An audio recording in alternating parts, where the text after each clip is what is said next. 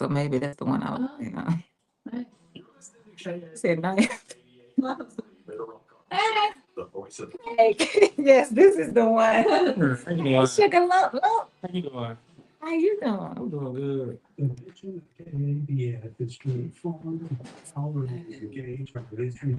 You just passed. Okay. Oh, it's a. I just don't have it. Well, this one might have. Are they? That one ain't coming up. You mean this one? Yeah, that one, but I couldn't make it come up. Okay. Well, Got you. he's like, I don't want to. Yeah, this work. Yeah, It's fine. yeah, see you next week. And we also Close, please. Go to the link you sent me. KABF, the voice of the people. Friday is National Arbor Day. The Arkansas Department of Agriculture will Denise, by hosting its last how you doing? You look good. Thank you. Hey, Sugar, how you doing? receive free bear. I did that. It's held each Very good. Arbor Day. Now can I get your attention? You said you Get your attention. Each giver How you silly. Okay. Why So would you you say that? playing. provided seed Because I couldn't get captured before. Denise, you funny. Mm. Denise, you funny. Am I? Or am I just honest? You connect to the Wi-Fi. What you say? You said I something. said, oh, am I just honest? You said I'm funny. I said, or is it that I'm just honest? Oh, which is good. You need me to resend it? No, I was asking, do you want me to connect to the Wi-Fi? Yes, you have to. Yes, ma'am. Okay. And I'll see. I do have a hotspot if you need it. Bet you do. This is Now, that one's for if you want it. Because I know you don't need it. You ain't got no problem. I already know this. I already know this. Yes, I know. It's up to you. You want to connect to KABF or yours? Mine is better. Okay, which one is yours? iPhone. Right, but what's the title of it? iPhone. Okay, it's not coming up. Okay. Yeah. Then, huh? It's not coming up yet. Well, I'm still then- searching. Okay, but if it doesn't, we do have the password for KBF. Okay. It's still searching right now. Okay. Yeah. Is Tony gonna be here? I don't know. Okay. I'm trying to get the phone to bring the benefit of the doubt. Potential to be But I need you to come on and get on. your creation. Well, maybe I need to open up to it, maybe. Oh, shoot, they say I need to connect to Wi-Fi. Okay, I'm gonna let you connect. But you want my Bluetooth? I'm gonna let you connect first. But I need to be connected to. Sign up today. Showcase your work. Connect with the community. Reverend Denise. And meet new readers. Keep it off the growing offer. Okay. So Let me leave your water and stuff over here. Your liquids. live your dream and never stop. Make sure you get right. Make sure you get hydrated. That was for you. Oh, that was for me. Yep, I saw you come in with your own bottle, so thank you. Denise. 940 Denise. Okay, I've connected. 940-0143. Whatever you do, don't miss May 17th at 2700 Willow Street in North Little Rock at the North Little Rock Community Center. So they live your dream. Never Now, do you see me? It says it's discoverable as iPhone with my Bluetooth settings open. Hi, I'm Dr. Nia Hurd-Garris with today's tip for kids from the American Academy of Pediatrics. Every year, hundreds of teens. KBF. Okay. Whatever works. Even if your teen is a strong swimmer, make sure to supervise kids of any age. No one should swim alone. Teach them to enter the water feet first, wear life jackets on the boat, and never use alcohol or chemicals in the water. Drowning is preventable. For more, visit healthychildren.org. Okay, we getting ready to go.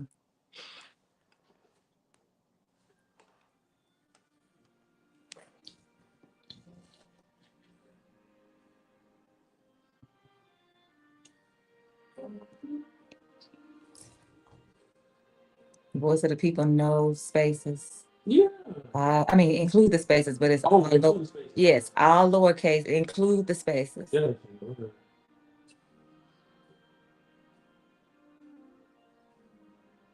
Okay. That's what it was. I sure did with no spaces.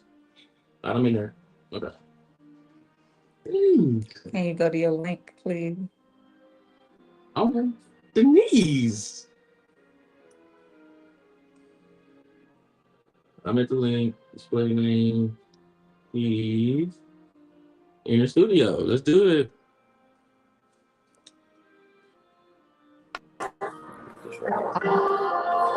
Cut your phone off. You mute yourself and then your volume all over again. I forgot about this. Yep. I'm muted. That's not. You good? Yes, ma'am. Thank you. Thank you, Reverend. Thank you, Reverend.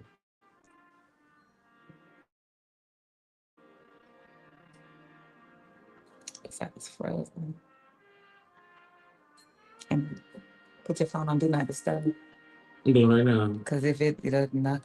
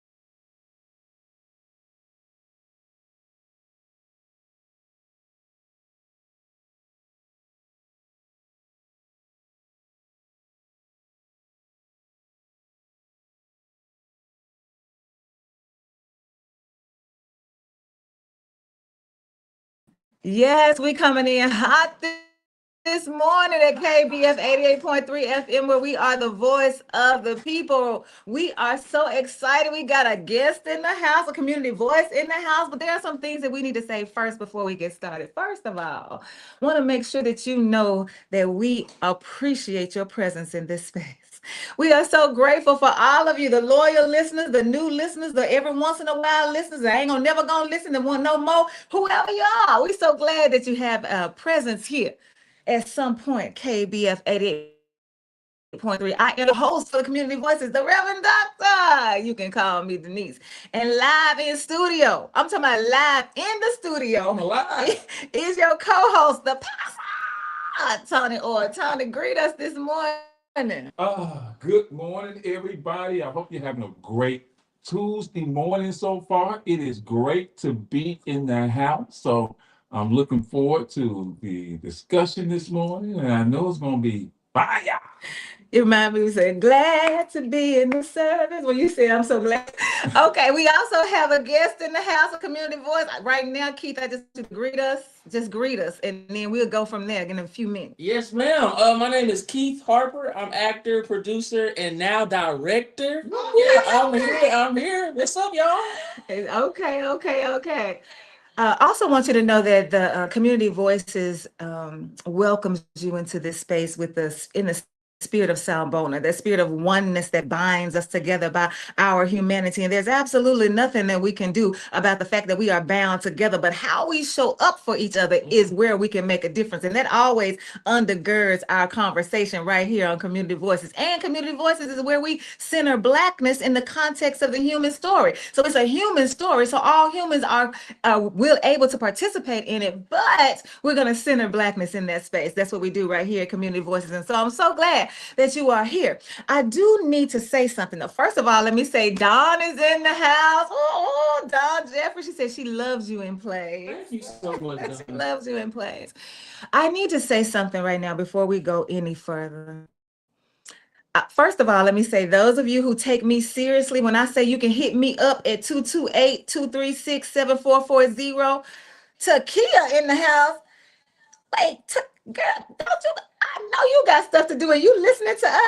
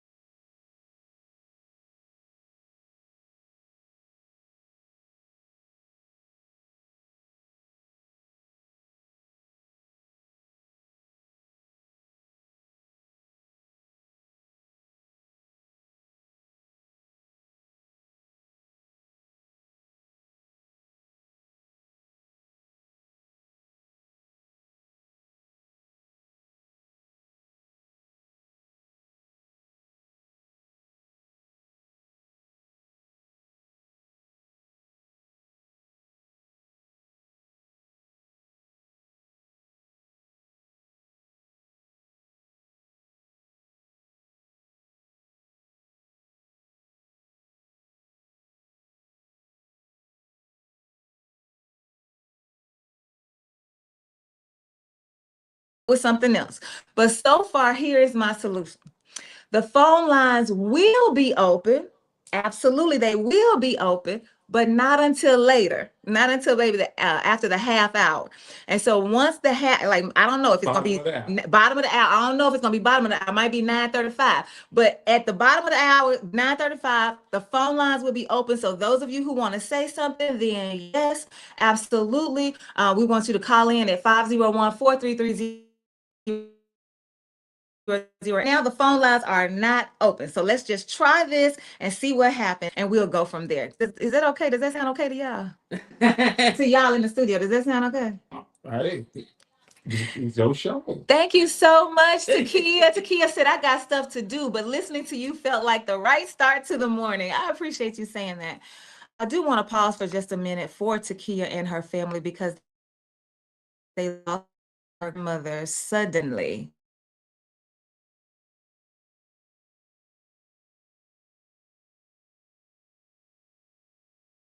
At all. I don't or not, you know it's coming. So for this sudden death to happen, I can't even imagine.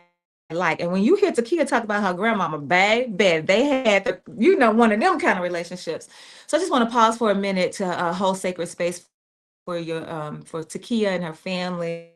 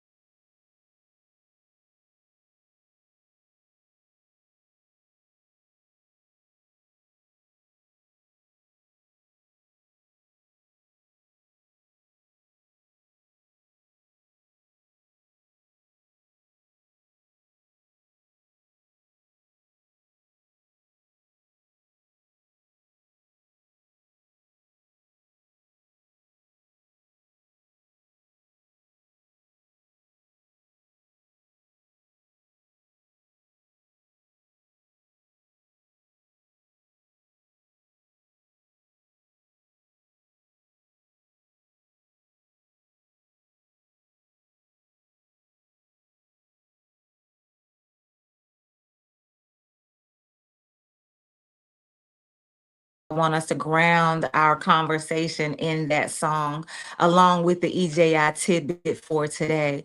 And so the song that I played is actually from Bill Lee. Bill Lee, the name of the song was Listen to the Heart. Listen to the Heart. That's what we were listening to. It's a jazz. Bill Lee is a jazz bassist. Wait a minute. Listen to Takia talk about her grandma. Grandma is my girl. Thank you, Denise, for loving on me and my family and always hanging in that corner should we need you. I'll be calling you soon. Yeah, and I'll be waiting on that call and I'll be right here. Thank you so much. Okay. And then Lo is in the house. Okay. Lo is wishing us life, prosperity, and health. I didn't even have to read it. I already knew what it said. Life, prosperity, and health on this morning. Thank you so much. So the song that you were listening to is called Listen to the Heart. And it was written by Bill Lee. It was composed by Bill Lee. And he is a jazz bassist. Double bass is like all of that. And I thought it would be very fitting today to play that, to start the conversation with that song, because Bill Lee is Spike Lee's daddy. And since we have an actor in the house, since we have a thespian in the house, since we have a producer in the house, since we have a director in the house, I was reminded of Spike Lee, and that made me think about his daddy, because his daddy also scored the first 4 films that Spike Lee directed and produced. His daddy is the one who does the soundtrack on them. And so this relationship, this familial relationship, and how they are working together personally and professionally. And I was trying to think about, what does that song say to me as I listen to it? Because there are no words. And when there are no words, that means I can create my own words. I can come up with my own images as to what this means. And so just thinking about it, I thought I was going to say something like, well, it made me think about legacy. It made me think about fatherhood, parents. That is not what it made me think about. What it made me think about was standing outside on a windy day and just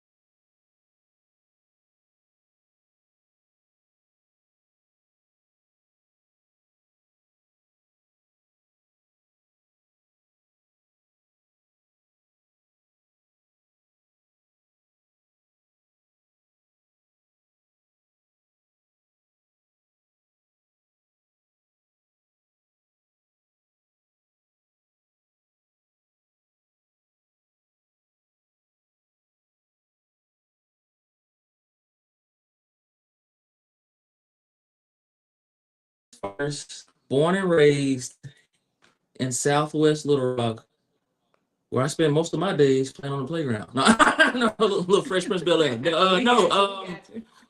Yeah, born and raised Southwest Little Rock to mom and dad, Keith Harper Sr., Katina Harper. Went to Parkview High School. Fun fact, I was there yesterday judging a thespian scholarship award. Went really, really cool. So it was nice to return home to my high school. Another fun fact, before I got into theater, I was about to get expelled, and my principal made me audition for this play, and I was not digging it, but I went down there and did it, and ever since then, the GPA turned around and all that, because I was invested in reading those scripts and books and things like that. So since my senior year in high school, I've been doing what the Reverend Denise been talking about. So anyway, that's a little bit about me in a nutshell, without giving you a long story of my history. I love the way that you said that it was that you were about to be expelled, but it was the arts that saved you. Yes, We're going to talk about that in just a minute. Let me get this EJI tidbit. I almost forgot. Yeah, sure. Yeah, the EJI tidbit. On today, April 21st in 2007. Oh, wait, Lo said, "Go Patriots." Yes, yeah, that's right. On April 21st, 2007, Turner County High School students attended the school's first racially integrated prom. Located in Ashburn, Georgia, a small rural peanut farming town of 4,400 residents, the school's racial demographics reflected those of the local community, 55% Black and 45% white. And so the prom theme on this day in 2007 was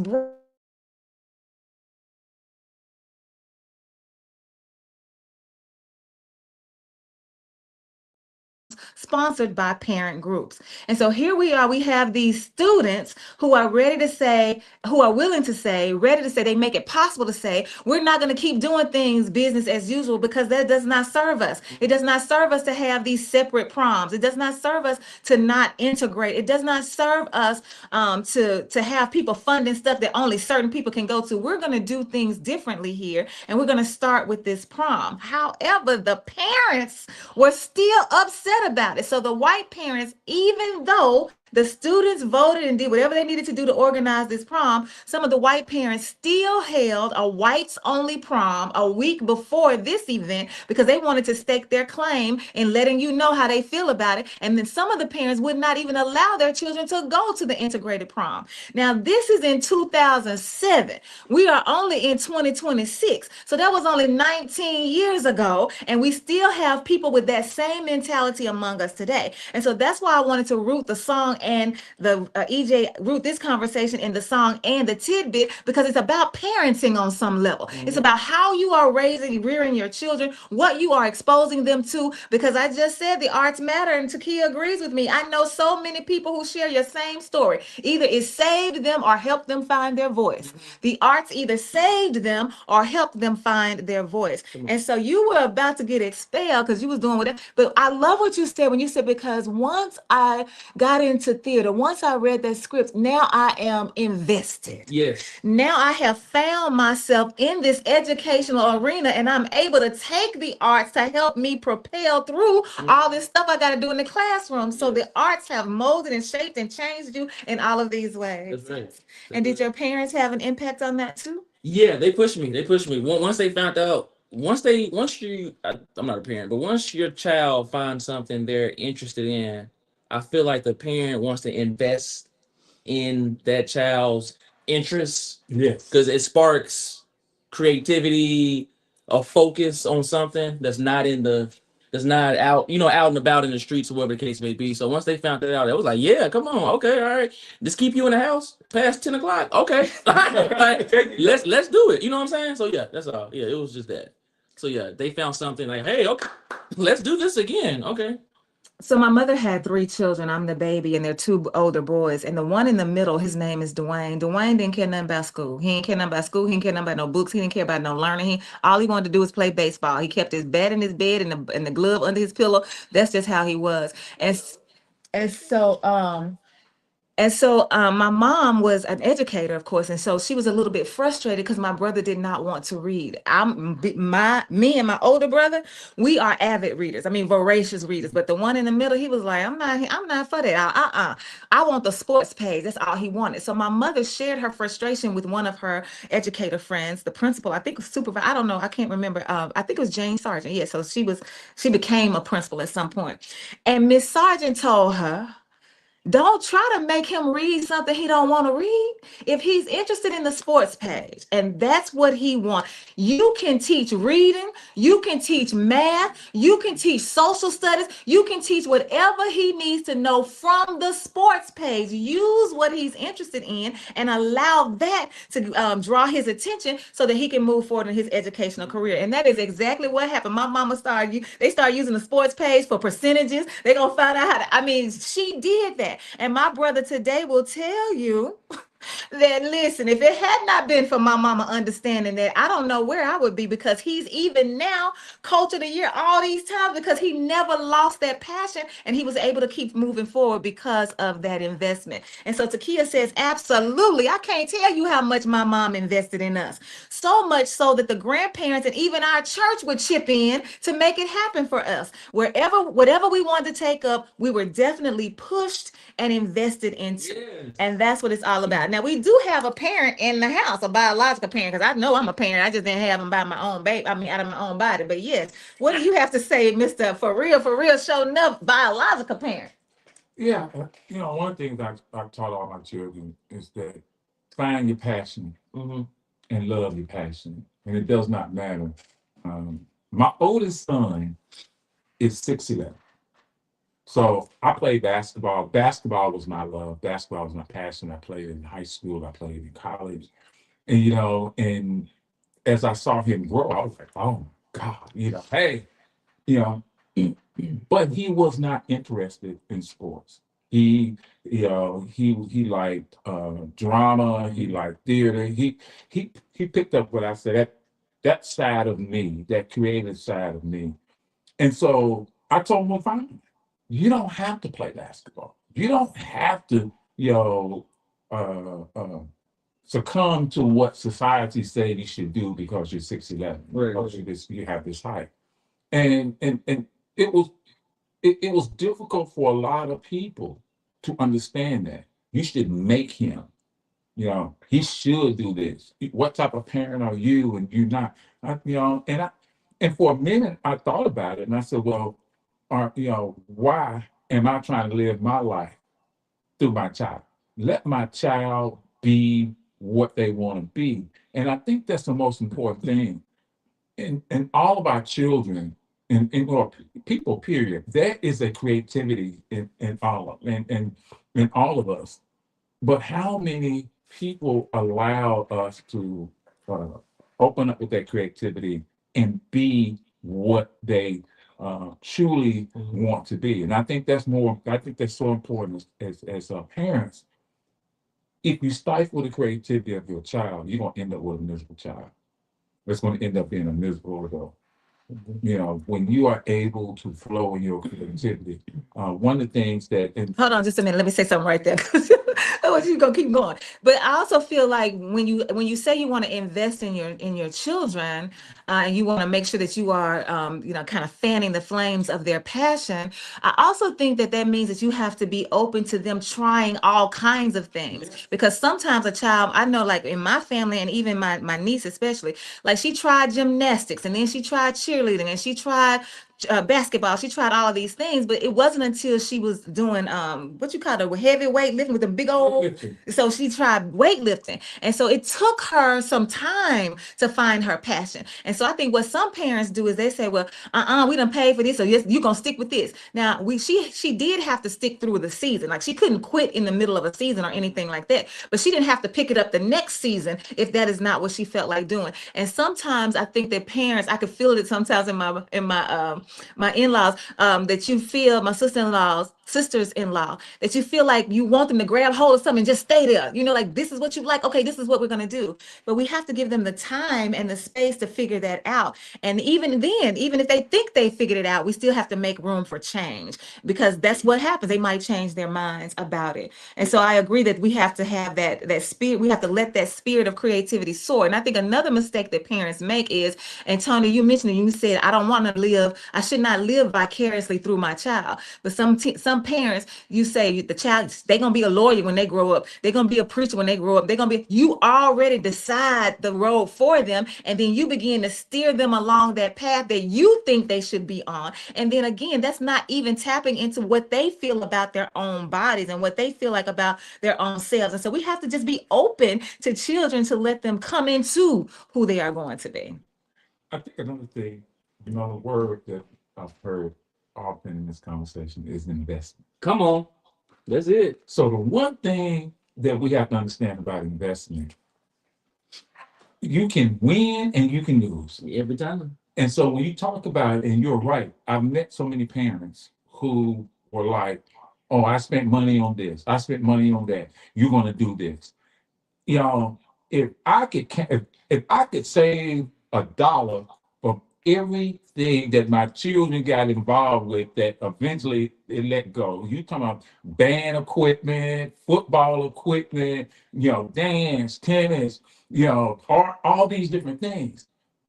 But you have to stop and think, then is the investment worth the loss? And so to me, because they were exposed to a lot of different things, that eventually you look back years later, they'll do something or something will happen. And the first thing you say, you remember that from when you was in art and you was 8? And they say, yeah. So that's what you have to look at, is the total investment. And even if you consider, as a parent, even if you consider that, I lost money on this, did you really lose money? Did you can't put everything into a financial.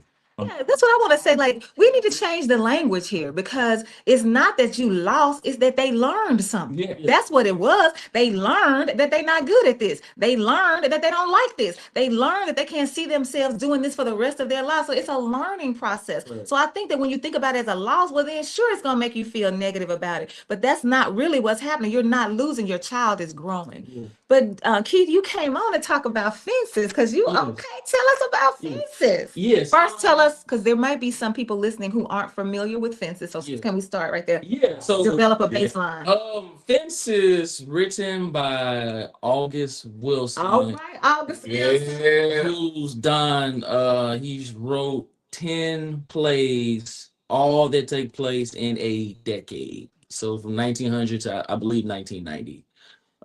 He did 10 of those, and this one takes place in 1957. And it ends in 1965. But anyway, Fences is a play about a 53-year-old man named Troy Maxson, who was a Negro League baseball player. I'm gonna even say star.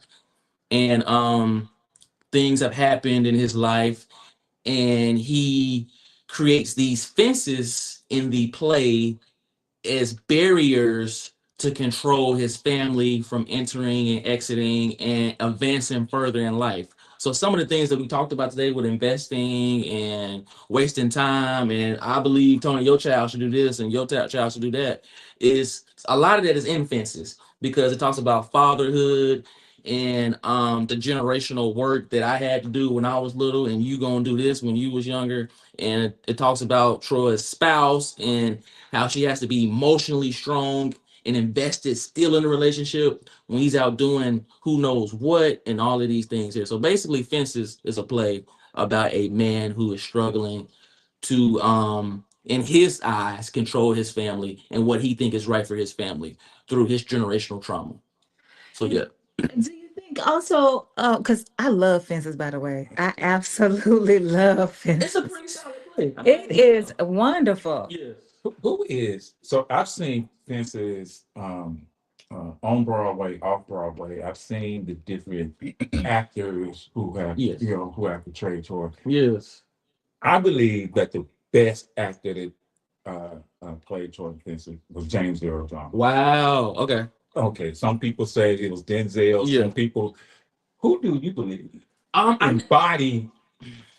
never seen all of James, because it's not available on YouTube to see all of it. It's only little clips. So I can't answer that truthfully. I bet they both did incredible. Yeah, it's hard to answer that truthfully. But it's everybody got their own, Yeah, they got their own thing they like, so yeah. So I also think that when I think about fences, and you're talking about these fences that he put up as barriers, Yes. it's also for me, I experienced the play as him trying to transition into something else other than being the baseball star. You're no longer that. That's Yes. no longer your season. Yes. And I think some people have difficulty, He struggled. difficulty reimagining themselves. Mhm. Like you will always have that history of being a baseball player, baseball star, but that's not who you are right now. What is your role? What are you doing right now? And I think that people, because again, going back to the same way that we think about our children, we get ourselves in a box and we just think we're going to ride that box right on out until we die. We're going to ride it on to glory. But things happen in life that cause you to shift. Everything. Ooh, I love that song. Everything must change. Hey, there's not like, it's only a few things that you can count on that are going to stay the same. And we struggle with change. And so one of the things that I wish that we could have changed in that 1957 play was, what you said, what you mentioned about how the woman, it has been conditioned and programmed to believe that I got to be the emotional strength. Now he can do whatever he want to do, but I got to be the one that holds it together. I got to be the one that, all of that. I got to cook, I got to clean, I got to help raise this child, I got to deal with you, and you over here doing this. And then, and then the onus falls on us. And that is how it was. But it's time for a change. And so we have to change our perspective and say, listen, this may have been my season, but there's a new season now. Who am I going to become in that season? And Troy's idea of investing is labor. Which is interesting. Yeah. But that's just a generation, you know what I'm saying? His father worked, his father was a sharecropper or a farmer, and then I started working when I was 14, that's what Troy says, and you gonna work now, now that you're 16, you finna go get a job. So his idea of investing was work, because that led to a pension or whatever the financial earnings were back then as far as retirement. But this leads to retirement. This is what you're gonna do. I didn't make it as an athlete. What make you think you're gonna make it as an athlete? Right. Why do I want to support you in that when I never went that far? So I'm gonna make sure you work, because when you work, you get money and you can take care of your family and have a retirement. So it's tough love. It's still love in there, but it's tough love rooted in labor. Well, I'm not the arts. Yeah, I'm not sure that I would call it tough love. I wouldn't. I would call it our parents in that generation that was the fullness of their capacity to love. This is how I know how to love. And so my daddy was the same way, because I wanted to major in speech and dramatic arts. I wanted to be on the stage. That's what I wanted to do. But my daddy was like, you ain't gonna make no money like that. You need a job, you need some security, you need insurance, get over here and be a teacher, because all of them were educators. And so I ended up being an educator. So now that my parents are gone, I'm like, I ain't gonna be no educator. I'm getting ready to be the artist that I always was. And my mom even said before she left, before her energy shifted, she was like, it didn't even dawn on me to cultivate this art, because I never thought about it as a career. Yeah. She didn't think, and I don't think that she was trying to stifle me. That's just not the way that she understood the world. And so these parents are trying to do what's best for their children based on their experience. And that Will Smith, if you read his book, his dad had him in there building a wall, like, and he ended up being an actor. So I just think that they're doing the right, the best that they can with the information that they have at that particular time. Right. And real quick, Troy, he never, growing up, he never had, especially during that time, you never had figures to look up to. Even in 1957, the environment around the country, a lot was taking place in Little Rock, Arkansas high school. As soon as you said 57, I was like, so, and we touch on that in the play. We throw little nuggets on that in the play, because that's affecting the environment, you know, that Black children still can't get the proper education, or at least be secured in getting the education and feel safe. So we're throwing that into the world of fences and things like that. But Troy, he shows bitterness towards Jackie Robinson and things like this. But my point is that he doesn't have in his idea a Black figure that has made it out through arts or things of that nature, like that he can actually like say, you know what, son, yeah, you can go ahead and do that because so and so did that. You know what I'm saying? So he doesn't really have that to look up to or even believe in. That's why representation matters. Yes. So Lo says he calls it misguided love. That's what he calls it. I like it. I call it the best they can do. And he said, okay. And so I need to stop for a minute. The phone lines are open. Phone lines are open at 501-433-0088, 501-433-0088. If you are just tuning in, this is Community Voices Live right here at KABF 88.3 FM, where we are the voice of the people. Special guest in the house, community voice, Keith Harper, who is a thespian, who is an actor, who is a thespian, who is a producer, who is a director. You're directing Fences right now. Okay. Thank you. Okay, go ahead. I think one thing that when you look at Fences, you can find yourself, you can center yourself, you can find yourself in the totality of the story at some places. And going back to what you were talking about as having people that you can look up to. Yeah. I think the same thing is happening now in our generation. You know, I like something Charles Barkley once said, so I'm not your role model. And I think that's what's happening. We look at people, you look at a Michael B. Jordan, you look at a Denzel Washington, you look at a Michael Jordan, and you say, okay, you look at your child, and you will point to that person. That's who I want to. This is what you can be, you know. And I think a lot of times you're right, Denise. We don't look. We have an idea of what the future of our children should look like and what it should be, and because we're in that box.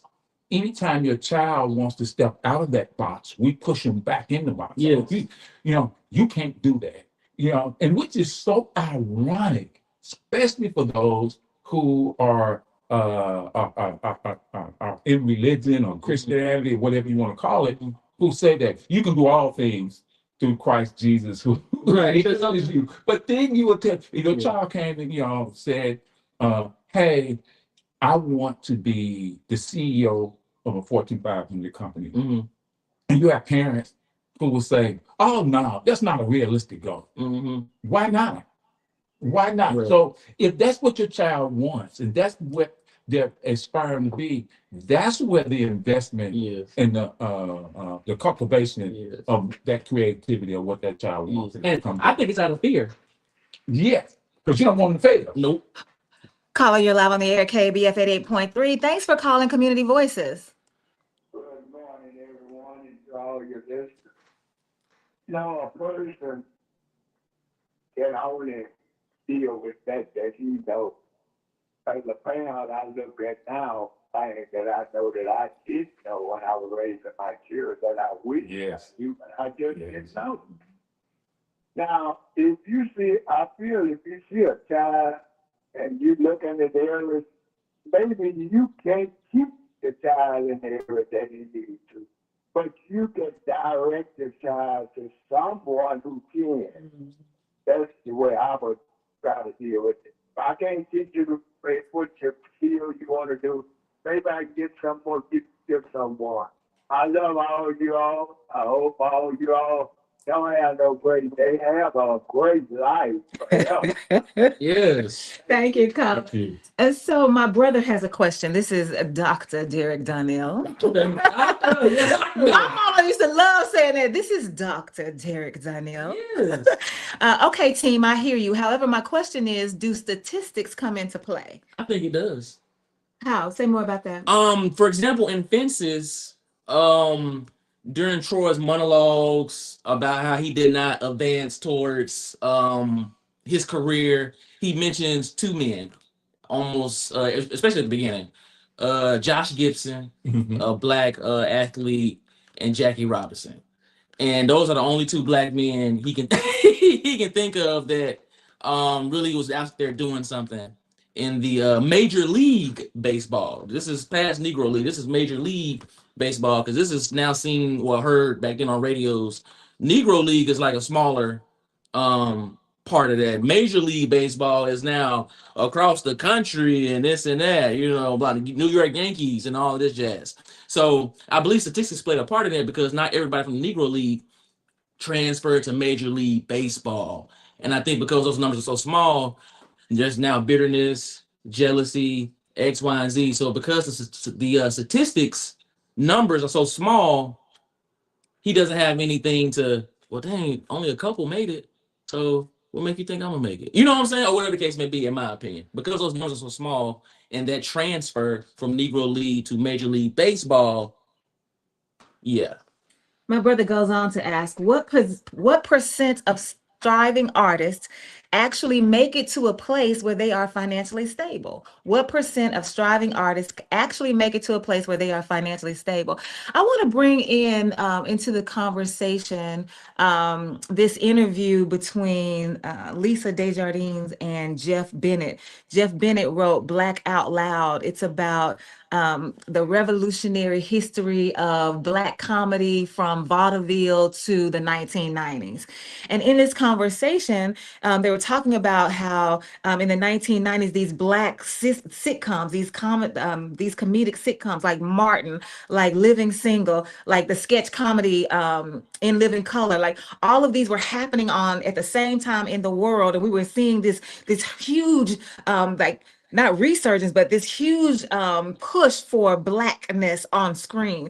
And so so they're having this conversation. And what they talked about, they brought in Erica Andrews, who played Maxine Shaw, attorney at law on Living Single. And they also brought in Karen Parsons, who played Hillary in The Fresh Prince of Bel-Air. And both of them, well, Maxine Shaw particularly, she talks about how Hollywood could not absorb them, did not know what to do with them. So beyond those shows, they weren't getting any calls. Beyond those shows, they didn't have any doors opening to them for the next thing that was going to catapult them into this financially stable place that my brother is talking about, or into this place where you can really say that this is my livelihood to be an actor. And even when you talk to Viola Davis, even when you talk to Loretta Devine, you hear them say things like that. After those big shows like Waiting to Exhale, after the movie ends, I gotta go stand in line and I gotta go audition just like everybody else is standing in line and going to audition. And so this conversation about statistics for me also brings in racism.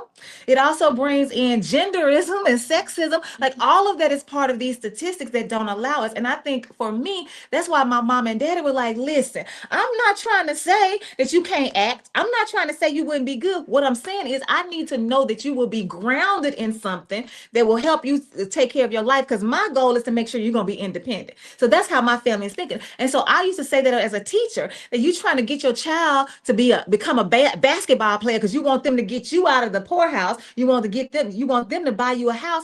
And then you don't realize that those statistics are not in their favor. And so we got to figure out another way to round them out. We don't have to stop them from playing basketball, but to have every child think that that's going to be my destiny, that's just not a fact. And we need to make sure that we have the reality as part of it, include the reality in part of these conversations. That's what I feel like my brother is saying. Like, let's be real about what the statistics say in this area.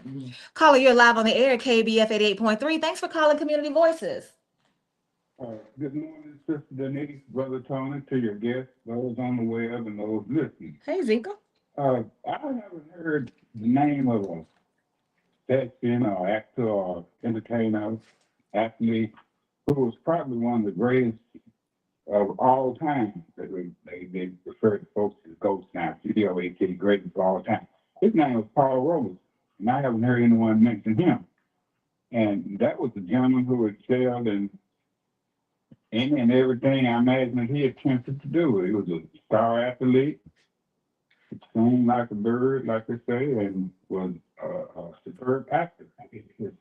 His so-called politics got him into trouble. He ended up, if you probably know the story, going abroad. And they said back then he was a communist. So, I don't know the difference between a communist and a socialist or capitalist or whatever you put IST on. But Paul Robeson was a black man, if you will, that excelled in all different types of genres. He was educated, sang.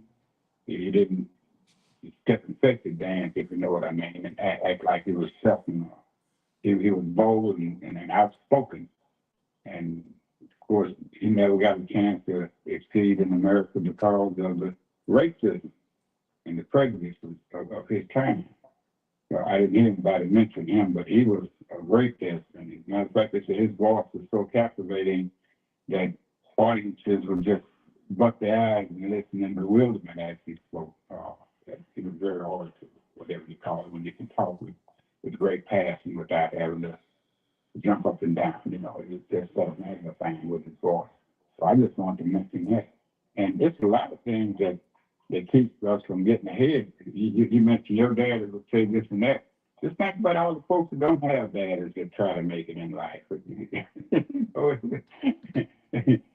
They talk about black men so much in the United States of America that every time you see a successful black person, they say, well, his daddy was this or his daddy wasn't that.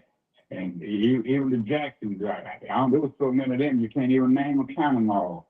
And they talk about that daddy like he was the worst person in the world, Joe Jackson. Matter of fact, they made movies talking disparagingly about him. So I just want to get off the subject for a while and say that, whatever you want to do, you should be able to do it.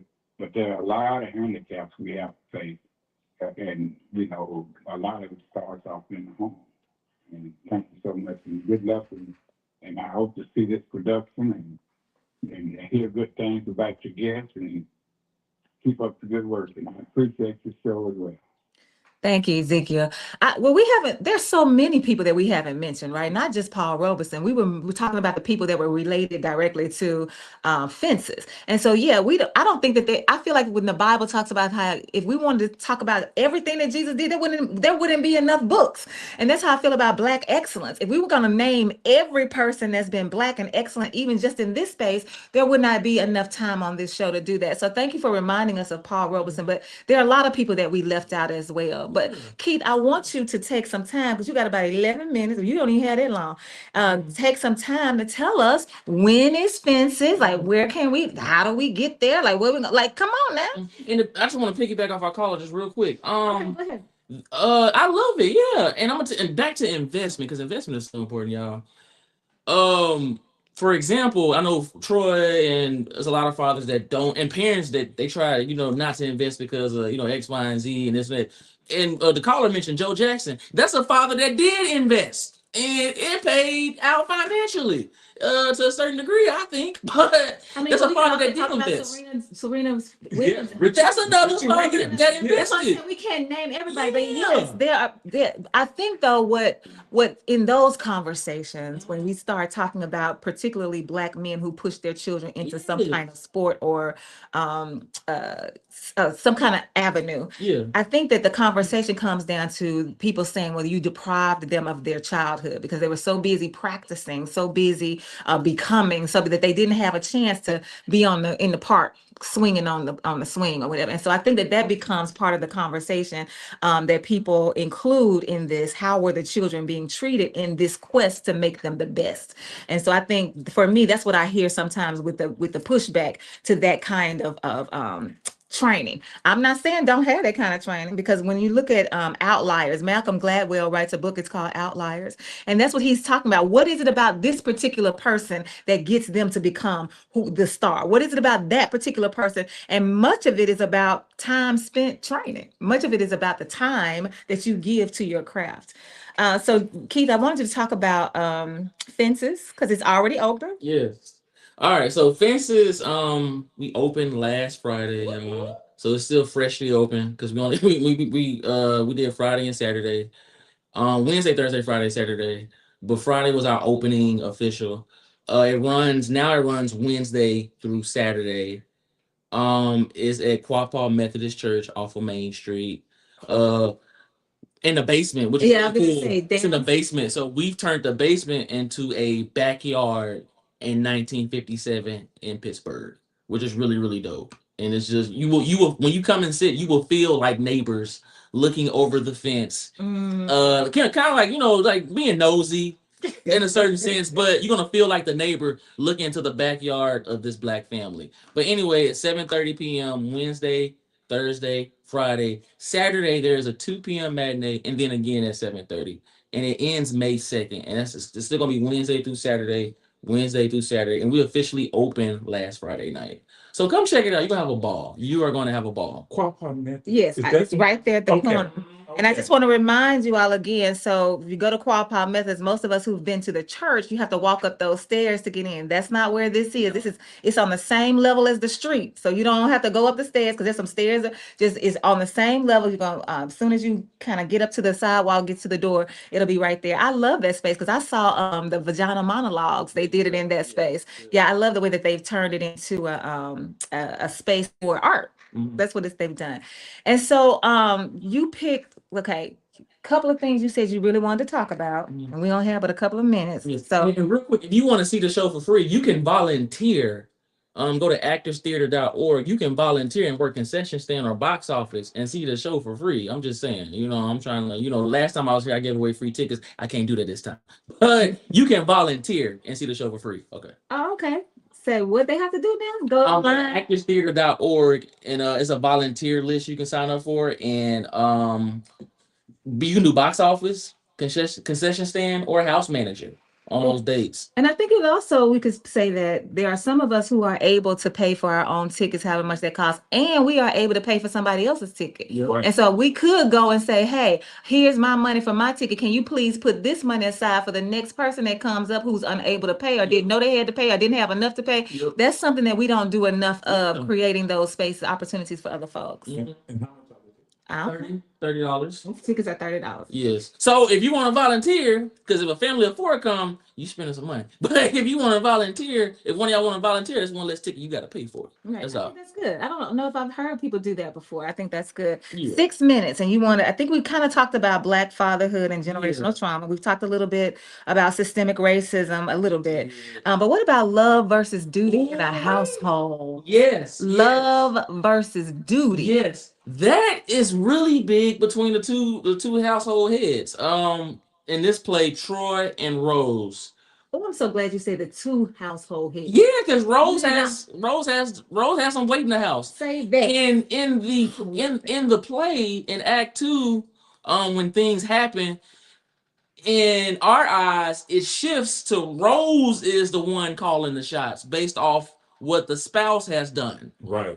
There's a position of there's a position of power, and the woman is leading, and the husband has flipped. Now it's more so about duty financially, not love like it was at the beginning. So you see the seesaw kind of go back and forth, if you can see my fingers, viewers. But you see the seesaw going back and forth. It's all about love at the beginning, but when things happen, it shifts to, you know what, let me keep providing, and it's a duty. So that love versus duty element, you're going to see it play a lot throughout the play. love versus duty. It's gonna look lovely at the beginning. This is a lovely black family, and then duty begins to take over, and then it becomes a struggle of, do I stay because I love him? Do I stay because it's a duty? Do I keep providing because it's a duty? Do I stay because I really love her? And you see that play out throughout the kids too. So love versus duty is really, really important in this play. I think that's a conversation that we need to have. Yeah. Now that's the conversation. Yeah. That's I think so. conversation. Because it reminds me of the traditional vows that people made when they say in sickness and health, like, so basically, no matter what happens, I'm not leaving. I'm committed to this relationship. I'm gonna do whatever it takes. And so that, to me, that's a blessing and a curse. Those vows are blessings and curses, because sometimes that's what you do. My dad, I'll never forget, I asked him something about, did he love my mama? And he said love. What love got to do with it? He said, love gonna be gone in 6 months. You gotta have something else that binds you together. And at first I was like, you don't even love my mama. But when I stopped to think about what he was saying, he was like, well, you know, of course, but that is not what's gonna keep this family together. We gotta make sure that we are able to shift together, grow together. We gotta make sure that we are able to produce together. We gotta make sure that we can hold the other one down if something comes up. And so it's not just about these feelings. And it's about the emotion that runs deep that says, again, this is a commitment that I'm making that says, yes, I got to do these things. But it's also the flip side of that some of us need to get out of these relationships because we're being harmed in so many different ways, but we've been taught now in sickness and health, no matter what, you got to stay. And so it's a conversation that we need to have, again, going back to the creativity, giving people freedom and liberty to define themselves and their relationships for themselves. Society should not tell you what your household should look like. You and your partner decide what your household should look like. That's what we have to have more conversation around. Caller, you're live on the air, Kate. Yeah, there's one quick thing. You know, I think ancient time we use a symbol of a plow. Now we use a hard now, but the plow represents whatever relationship you're in. You have to cultivate it. You know, the weeds and stuff out of it. You know, you have to work it. Hey, thank you. Gotta work it. Gotta work. Okay, you got about 2 minutes. Well, really one kind of. If you want to close us out. Yes, I will close y'all out with this, man. Come see the show. You're going to see yourself on stage in some capacity. You're going to be able to relate to the characters. You're going to have a good time. And more importantly, I think you're going to leave with an understanding of what love versus duty really is. And it's really, really important to me. Now you're producing and directing this play. So does that mean that you are not in front of the camera this time, or are you in front of the camera as well? Well, I'm just directing this one. But yeah, I am not on stage. So this is my directorial debut. Yes. Yeah, I'm sorry, but it's crazy. But yeah, it's happening. This is my very first one. It's happening. So I'm very, very excited and humble that I'm able to do this playwright's work, because I've been physically in the plays, but of this playwrights, but to be behind the stage in this playwright's work is a blessing and an honor. And this playwright work, it doesn't get performed often. 2015, I did one. In 2024, I did one at the Rep, and that's it. As far as like live productions, which is insane. Well, I just want to say that I told two different Black kings this Saturday at Ashton Hall's grand opening, and I'm gonna tell you this too. I need y'all to revisit this word humble. Because you say, I'm humble about it. Okay. To me, what I hear people saying is, well, you know, I want to dial myself down. We're going to give God the glory. We're going to give it to my mom. I'm going to do all these things. And I reminded both of them that I got a contentious relationship with the Bible. That's true. But I do believe in some of the principles. And there is a principle in the Bible that says, listen, if you are the light, then you can't hide yourself up under no hill. You can't hide yourself under the table. You got to make sure that your light is on top of the hill, because it has to be a beacon to others. When we were talking about representation matters, you got to stand. You the director. This is your debut. Yes. You shine your light from the hilltop so the children can see you, so the Black community can see you, so men can see you and say, look what's and it draws the people in. So all this, I'm humble and I just y'all got to stop that in my presence. You got to stop that. I did this work. Yes. And I was strengthened to do this work by my faith. Yes, but yes, you did this work, and you deserve that light to be shining on you right now. Work that I put on. Say that. And the only thing I ask, whenever you get to Broadway, yes, sir, you know, and you get You know, you get ready to give you a Toney Award. I want to be in the audience because you're gonna get a statue named after me. Oh, Lord. Oh, Lord. I knew he was going to say something crazy. I should have cut him off. I knew he was going to say something. Thank you so much for joining us for Community Voices right here live at KABF 88.3 FM, where we are the voice of the people. We've had Community Voice Keith Harper in the house. Fences is now live on Wednesday, Thursday, Friday, Saturday, 7:30. You even got a 2 o'clock matinee on Saturday at the Quapaw Quarter Church. The basement, it has been turned into an atmosphere that makes you feel like a neighbor. So come out and join us at Fences. I do hope to see you there. Your girl Lola already at the door waiting to give you 2 hours of jazz. You do not want to touch this dial. I'm going to get us started with Rochelle Farrell singing Waiting. We'll see y'all next time. Hey, you said Wednesday. I don't have that.